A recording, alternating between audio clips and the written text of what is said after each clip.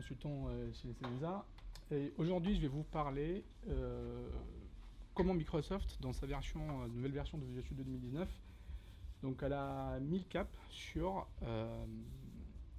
un seul objectif, qui est améliorer le développement et booster la productivité des équipes. Donc, pour cela, en fait, les équipes de Microsoft, ils ont repensé Visual Studio en se basant sur 3 objectifs. Le premier, c'est réduire le temps d'apprentissage et la prise en main du Visual Studio 2019.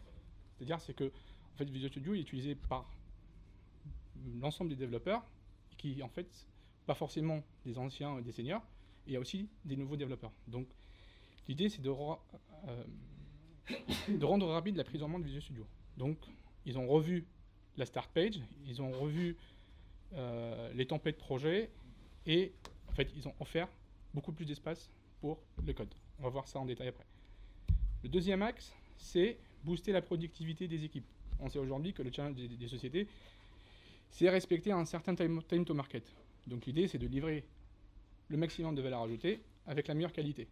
Donc pour ça, Microsoft, donc, ils ont rajouté dans la version, je ne dis pas que c'est les seuls ajouts, mais les fonctionnalités qui se démarquent. Donc on trouve par exemple l'intégration de l'IntelliCode, le Document Health, et bien sûr, en fait, ils ont travaillé sur l'amélioration de la performance de Visual Studio en réduisant le temps de chargement des solutions et améliorer l'expérience des bugs. Donc bien sûr, là, on parle du gain de... ils annoncent un gain de temps de moins 50%. Bon, reste à vérifier. Et le troisième axe, c'est réduire la fréquence de changement entre les outils. Bon, ça, c'est ma propre interprétation de cet axe-là. C'est qu'aujourd'hui, quand on est en développeur, on passe beaucoup de temps, par exemple, si on est sur Visual Studio et Azure DevOps, on passe beaucoup de temps, par exemple, à switcher entre Visual Studio et Azure DevOps. D'un côté, on a les work items, aller sur Visual Studio, et à essayer de linker, en fait, notre travail. Et donc, on se retrouve à switcher 5 à 6 fois par heure entre les deux. Donc, ils ont repensé la partie de Team Explorer de telle façon à réduire en fait, ce changement entre les outils. Donc, comme a dit Aurélien, donc Visual Studio, il est disponible, pas en preview, non RC, donc c'est la version client qui est disponible. Donc le lien de téléchargement il est là, et vous pouvez le télécharger. J'ai mis ça parce qu'aujourd'hui, en fait, il y a des gens de chez nous qui chercher le lien sur Google. Il n'est pas encore, en top de recherche, donc moi je l'ai mis sur le slide.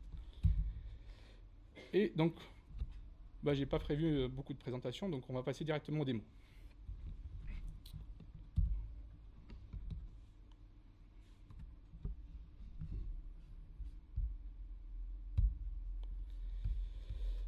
Donc, un truc rapide que je vais juste vous le présenter. Je sais pas.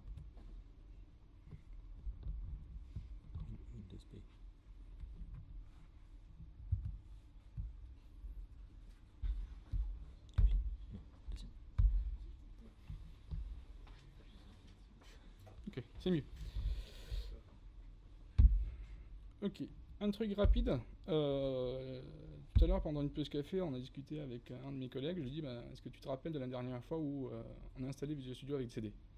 Donc on n'a pas la date exacte, mais je pense que c'était aux alentours de 2007, et qu'on installe, on échange un CD pour l'installation de Visual Studio 2019. Dans 2019, maintenant, depuis 2007, on a la version installeur, et on a une nouvelle fonctionnalité dans 2019, c'est le pouvoir, en fait, si on a une configuration d'installation de Visual Studio, en fait, quand on dit une configuration, c'est-à-dire que je peux modifier, en fait, toutes les composants que j'ai installés sur ma machine. Donc là, moi, j'ai tout installé, pas tout, mais globalement. Donc cette configuration, ce que je peux faire, c'est que je peux exporter ça vers un fichier, et que après je l'héberge sur un share réseau, et que je donne accès à des développeurs ou de nouveaux arrivants dans l'équipe pour accélérer, en fait, le temps de mise en place de Visual Studio. Donc il ne faut pas quelqu'un pour l'expliquer, donc c'est centralisé et tout le monde a accès. Donc c'était ça par rapport à l'installation. Donc on va passer maintenant à Visual Studio. Donc, dans les anciennes versions, quand on démarre Visual Studio, on met beaucoup de temps à charger l'interface. En fait, on a un temps de chargement de l'IDE qui est quand même conséquent. Et c'est qu'à la fin, on a une page, qu'on appelle ça le Start Page, en fait, qui honnêtement, moi personnellement, j'ai jamais regardé ce qu'il y a dedans. Donc, et du coup, je trouve que cette interface me plaît beaucoup plus. Pour la simple et unique raison, c'est que cette interface me demande qu'est-ce que je vais faire. Donc, tout le reste, ça ne m'intéresse pas. Aujourd'hui, je suis là pour faire un projet, pour travailler sur un code. Donc, on voit ici qu'on a intégré, on peut en fait cloner depuis un GitHub. On peut ouvrir une solution sur la machine. On peut un dossier à la VS Code ou créer un nouveau projet. Bien sûr, on peut toujours ouvrir l'IDE sans faire quelque chose. Bon, je ne sais pas pour quelle raison que ce truc-là, il n'est pas au même format, mais je pense qu'on l'utilise rarement. Mais moi, je l'utilise maintenant. Donc, je disais tout à l'heure qu'en fait, donc Microsoft, elle a repensé un peu l'environnement global de Visual Studio. Et notamment, si on remarque ici, à gauche, en haut, on n'a plus la barre de titre. Donc la barre de titre, avant, en fait, si on compare par rapport à les anciennes versions, on avait 3 lignes. Donc on avait la barre de titre, après on a le menu. Maintenant, on a fusionné la barre de titre avec la barre menu, et ce qui fait nous gagner, en fait, en termes d'espace vertical pour le code. Donc, je ne sais pas si c'est un gain énorme, mais ça reste quand même un truc à noter. Donc, on remarque aussi que la couleur bleue, elle était un peu atténuée. Et voilà pour cette partie-là. Donc maintenant, on va passer sur le deuxième écran qui a été en fait repensé. C'est l'écran de création de projet. Donc, personnellement, ça me plaît aussi. En fait, c'est épuré. Il y a moins d'informations. C'est pas il y a moins d'informations, mais l'information, elle est plus structurée, je trouve. C'est-à-dire, avant, on avait une arborescence, il faut aller en fait, extendre tous les éléments pour trouver son projet. Aujourd'hui, en plus de la recherche textuelle, pour chercher son modèle de projet, on a aussi des filtres qui se basent sur des tags qui sont déjà configurés. Donc on voit les tags ici, en fait des tags pour dire c'est quoi le langage qu'on va choisir. Là je prends C#, la plateforme, Azure, et les types de projet, Cloud. Donc en fait ça peut guider un peu mon choix, et je pense être sûr à la fin que en fait, les critères que j'ai choisis, ça représente un minimum de prérequis de mon application. Donc, bien sûr, on a toujours, en fait, ici, je sais pas, mais je pense qu'en 2007, c'était un peu à droite, en bas. Donc, il était les limites visibles. Maintenant, on le voit ici, c'est les templates sur lesquels on travaille le plus. Donc, en fait, il est visible, il est mis en avant. Donc, si on travaille sur 5 types de templates, ils sont accessibles directement. Pas besoin d'aller faire la recherche. Donc, tout ça, en fait, c'est dans le cadre aussi de, comme je disais tout à l'heure, c'est accélérer la prise en main de Visual Studio 2019 et l'apprentissage. Donc là, je vais, pour faire simple et continuer ma démo, je vais cliquer les filtres et je vais créer un projet, une console application. Bon, je laisse par défaut.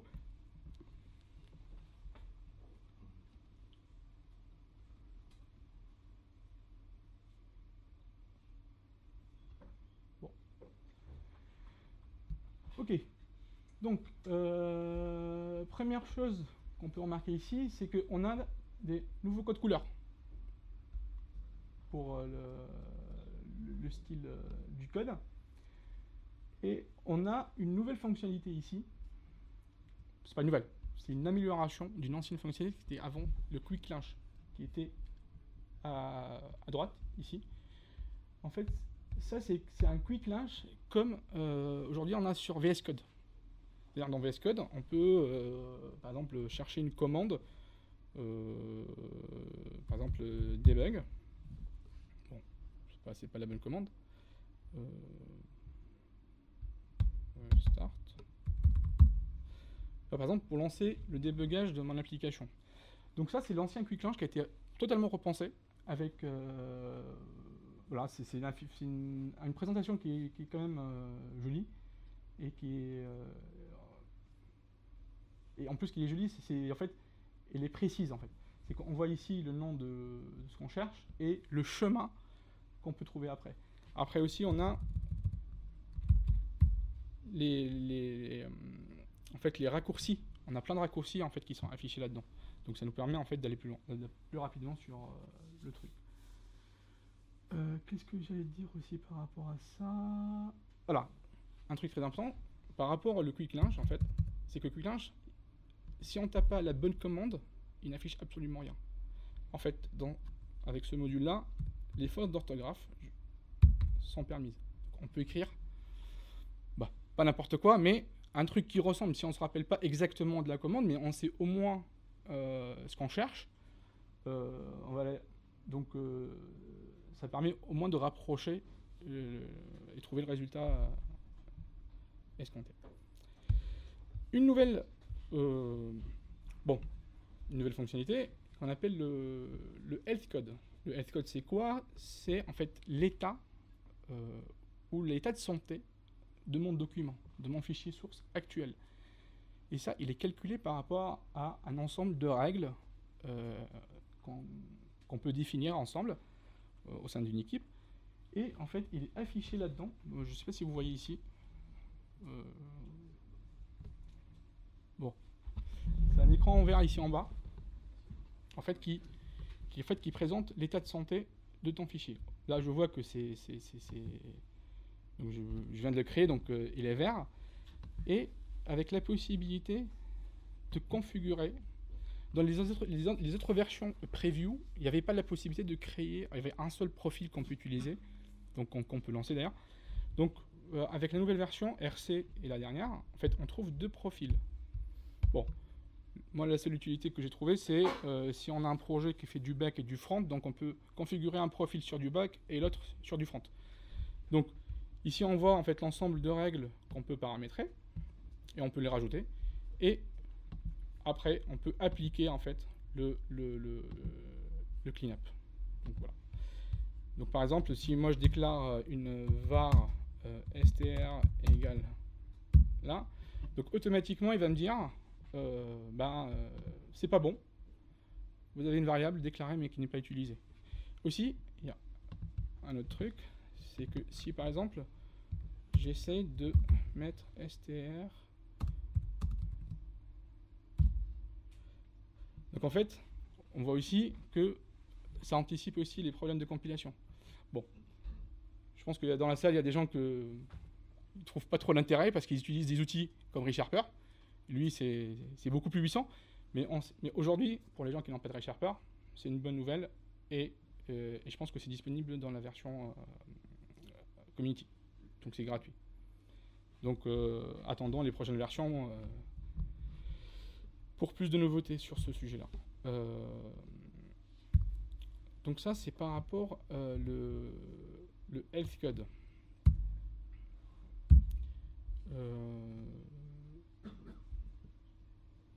Des questions jusque-là? C'est bon? Okay.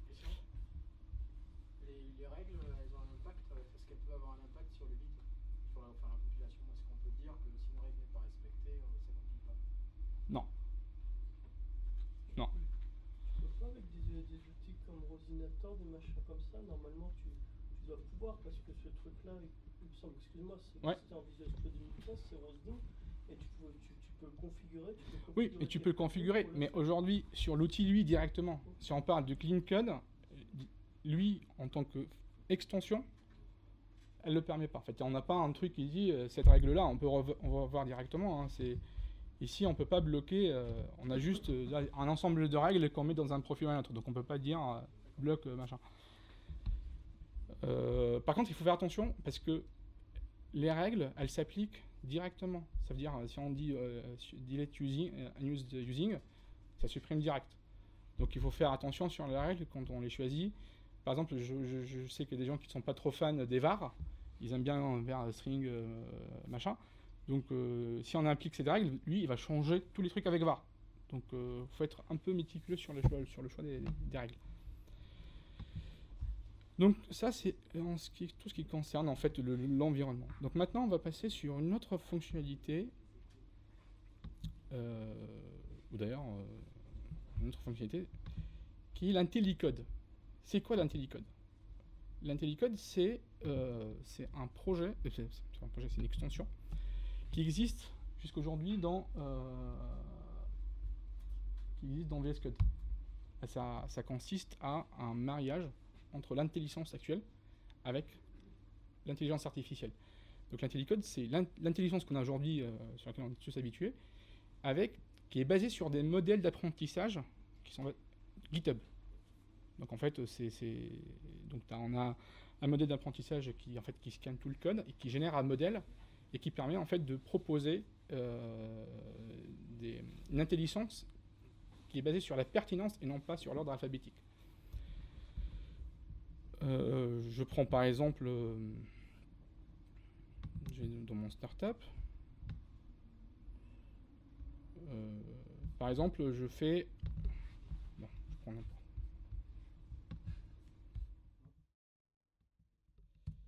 Je fais le même exemple tout à l'heure. Je crée une string str égale, et donc là je fais str point. Bon, ça marche pas. Je sais pas pourquoi. Bon, on avait le même problème tout à l'heure. Mais...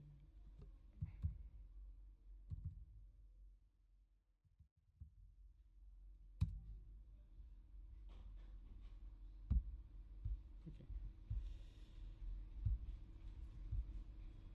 Voilà.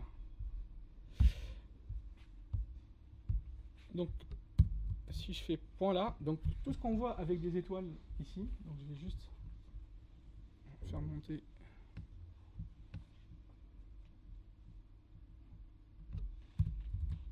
En fait, tout ce qu'on voit avec les étoiles, c'est proposé par l'IntelliCode.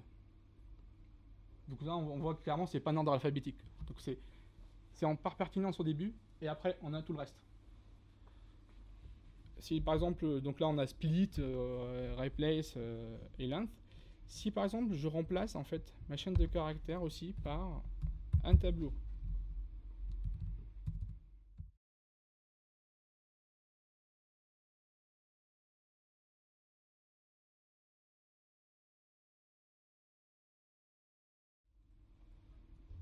Et je fais. Donc là, j'ai d'autres fonctions qui sont proposées par pertinence, notamment clone et copy to et get value. Donc ça, moi je pense que c'est utile et surtout en fait, parce que moi, dans ma vie quotidienne, parfois en fait, quand on veut coder trop vite et on a une telle licence qui ne propose pas vraiment les trucs dont on a envie, en fait, on passe notre temps à écrire et à supprimer, écrire et à supprimer. Bon. Donc, comme j'ai dit tout à l'heure, c'est un modèle d'apprentissage basé sur les codes sources disponibles sur GitHub. Maintenant, la question qui se pose, c'est on a nos librairies à nous et notre modèle de programmation. Donc, c'est pas grave. Donc, on a toujours la possibilité de générer notre propre modèle. Donc, j'ai utilisé la recherche pour chercher. Hop, donc l'IntelliCode. Et là, en fait, j'ai la possibilité de la solution qui est disponible, que en fait j'utilise maintenant. Je peux générer un modèle depuis. Donc là, on voit bien une analyse du code et on télécharge le modèle et l'apprentissage qui est en cours. Rassurez-vous, il n'y a aucun upload de vos fichiers sources sur d'autres serveurs. Le modèle il est calculé en local. Il n'y a que le résultat qui est envoyé après vers les machines. Le code de la solution. Oui, le code de solution, il est en local, donc en fait, il est analysé en local. On génère un résultat qu'on envoie après vers les machine learning pour en fait soit analyser et générer le modèle d'apprentissage. Donc là, je vois bien que j'ai bien mon modèle qui a été généré. Bon, si j'utilise moi tout seul, ça n'a pas d'importance, ça n'a pas de valeur ajoutée. Donc ce que je fais, c'est que je peux le partager. Donc je peux le partager. Bon, il est déjà copié dans ma presse papier et je peux l'envoyer par Teams ou par mail. Et les autres développeurs, ils ont juste à venir là et rajouter le lien que je viens de générer ici. Et donc, ils auront leur intelligence qui n'est plus basée sur le modèle GitHub, mais elle est basée sur le modèle de l'équipe ou de la société dans laquelle on travaille. Donc ça, c'est par rapport à l'IntelliCode. Donc on va attaquer rapidement. Rapidement, il me reste un peu de temps. Ok, rapidement. La partie Azure DevOps. Donc là, j'ai un projet qui est déjà sur DevOps. Et historiquement, en fait, la partie... c'est pas nouveau, les work items qu'on les affiche ici, mais à fond, il fallait faire des requêtes pour aller chercher l'information. Et c'est une grosse galère, et les rafraîchir et tout. Donc maintenant, on a les work items qui sont là. Vous étiez là? Ok. Donc, on peut afficher. Donc, on a les filtres, donc les work items qui m'ont assigné, là où j'ai mentionné, qui sont liés à mon activité. Et donc là, on a des bugs, on a des user stories. Et ce qui est aussi, en fait, génial, c'est qu'on peut créer directement la branche depuis. Donc là, je vais noter fix bug SSL. Donc, je crée une branche à partir d'un work item. Et donc, quand je reviens donc, sur ma solution, je vais faire juste un petit commentaire ici pour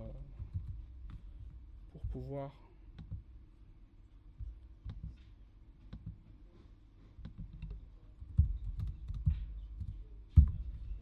Et donc, en fait, bon, pas besoin d'aller plus loin, mais on voit, quand j'ai créé ma branche à partir d'un work item, j'ai déjà mon travail qui est déjà associé. D'accord ? Un dernier truc, c'est que aussi, on peut aussi consulter les pull requests. Donc, dans cet écran, j'en ai pas pour le moment, mais on peut afficher les pull requests qui m'ont assigné ou que j'ai créé. Et je peux aussi directement, depuis Visual Studio, lancer la création d'une pull request. Donc, bon. Ouais, j'ai pas encore poussé. Donc, on voit bien que sans avoir besoin, juste à la dernière minute, pour créer ma pull request, j'ai pas quitté mon Visual Studio et j'ai pu avancer sur mon travail. Donc, et en fait, on a une réduction de temps de basculement entre les outils qui est vachement énorme.